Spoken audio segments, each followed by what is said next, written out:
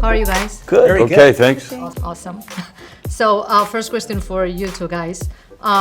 What kind of references did you use for them? I mean, did you do any research for your role? So you have any references? Well, having not grown up in that time period, it was fascinating to sort of get into Quentin's catalog of television shows and movies to watch. A lot of B-westerns and television references that I was not familiar with. A lot of actors that have sort of been lost historically, but he, as a sort of historian and cinephile, appreciated artistically.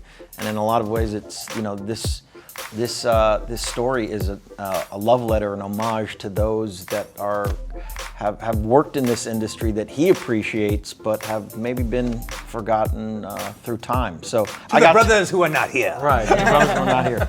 So I'm playing Rick Dalton. He's a guy that, you know, the culture is passing him by. It's the era of the director coming up, and he might be a relic of the past, and he's sort of struggling with that in this. And what about you, Brad? What? Sorry. I'm sorry. No, any references for your that you? Yes, I mean, because those relationships between actor and stuntman were lifelong relationships, or career-long relationships at that time, especially with the more successful actors. And we talked a lot about Burt Reynolds and Hal Needham, which was famous coupling. And another would be Steve McQueen and Bud Ekins. And you knew Bud. You met Bud. Yeah, I got to meet Bud.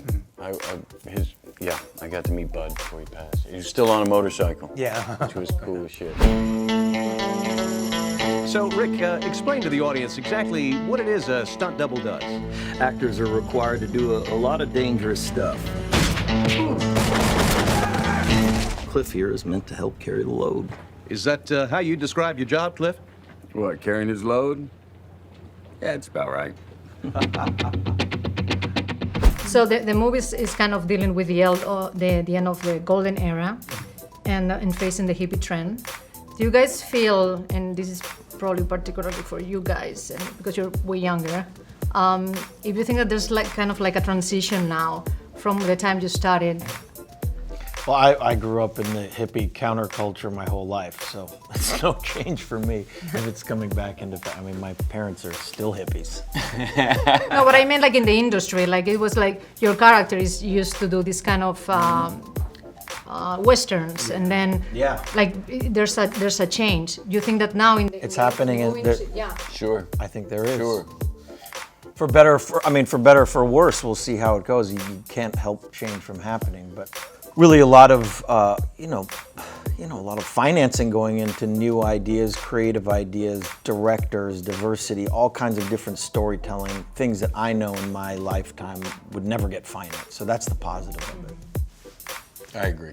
Yeah. You concur? Yes, I concur.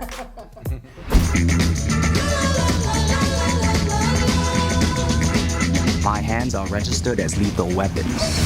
We get into a fight, I accidentally kill you, I go to jail. Anybody accidentally kills anybody in a fight, they go to jail. It's called manslaughter. So would you say, Quentin, that this is probably the movie that you have written that is the closest to you? I know why people are saying that. All my movies to me are achingly personal. Now, I bury it inside of genres, so I don't quite reveal myself as nakedly. But if you know me, then it's very naked. There is this aspect of this one because I'm kind of basing it on the town that I remember of my childhood.